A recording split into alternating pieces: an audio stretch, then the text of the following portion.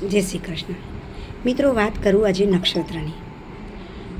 નક્ષત્રની શરૂઆત આપણને એમ થાય કે શા માટે નક્ષત્રની જરૂરિયાત છે, તો જ્યોતિષશાસ્ત્રમાં ખરેખર ગ્રહો કરતાં પણ વધારે જો તેની ઈંટ સમાન એટલે કે પાયો હોય તો તે નક્ષત્ર છે.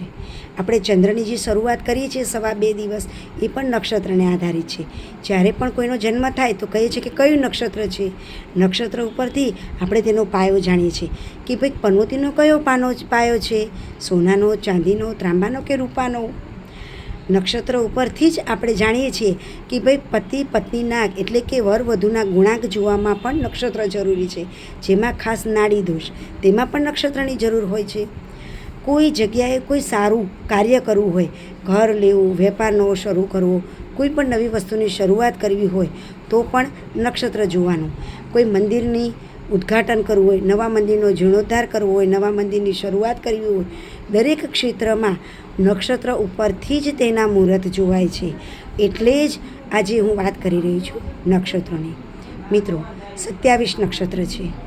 27 નક્ષત્રને દરેક રાશિમાં તમે એને વિભાગ પાડીએ 12 રાશિ પ્રમાણે તો 2.5 નક્ષત્ર એક રાશિમાં રહે છે.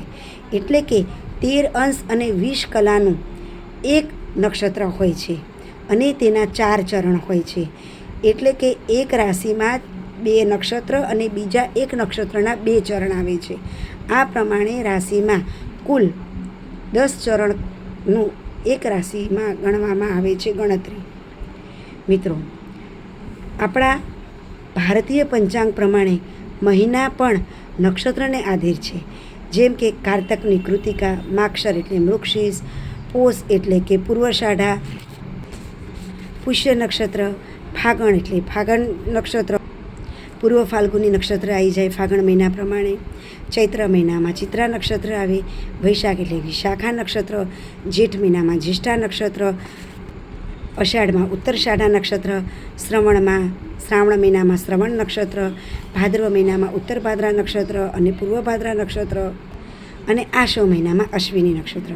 એટલે નક્ષત્ર ઉપરથી તો આપણે તેના મહિના પણ કહીએ છીએ. તો ચલો આજે વાત કરીએ નક્ષત્ર વિશે. નક્ષત્રોના 7 પ્રકાર છે. મુખ્ય 3 પ્રકાર છે. નક્ષત્રની દ્રષ્ટિ પણ 2 છે. વિશેષમાં આજે આપણે ઊંડાણમાં વાત કરીએ તો નક્ષત્રમાં 7 જે નક્ષત્રના જે પ્રકાર છે તેમાં ચલ, લઘુ, મૃદુ, ધ્રુવ, દારૂણ, ક્રૂર અને મિશ્ર, આ 7 પ્રકાર છે. તેના વિશે સૌથી પહેલાં આપણે ચાલીએ ચર. ચર એટલે કે ચલ નક્ષત્રો. પુનર્વસુ, સ્વાતિ, શ્રવણ, ધનિષ્ઠા, શતભિષા, આ નક્ષત્ર છે તે ચર નક્ષત્ર છે. આ નક્ષત્રમાં વાહન ખરીદવું, વાડી ખરીદવી, વજીફા એવી ખરીદીને લગતા કાર્ય આ નક્ષત્રમાં થાય છે. બીજું નક્ષત્ર છે લઘુ નક્ષત્ર, જેને ક્ષિપ્ર નક્ષત્ર પણ કહેવામાં આવે છે. અશ્વિની, પુષ્ય અને હસ્ત નક્ષત્ર તેનો સમાવેશ થાય છે. નવા વેપારની શરૂઆત કરવા માટે તેમજ ઔષધ બનાવવા માટે આ નક્ષત્રનો ઉપયોગ કરવામાં આવે છે. ત્રીજું છે મૃદુ. મૃદુમાં આવશે અનુરાધા, ચિત્રા, રેવતી અને તેમાં આવશે મૃગશીર્ષ.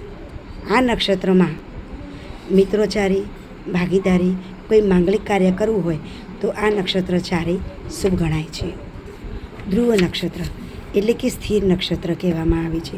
ઉત્તરષાઢા, ઉત્તર ફાલ્ગુની, ઉત્તર ભાદ્રાપદ, રોહિણી, આ નક્ષત્ર ખાસ ખેતીને લગતા કાર્યમાં તેમજ વાસ્તુને લગતા કાર્યમાં આ નક્ષત્રનો ઉપયોગ કરવામાં આવે છે.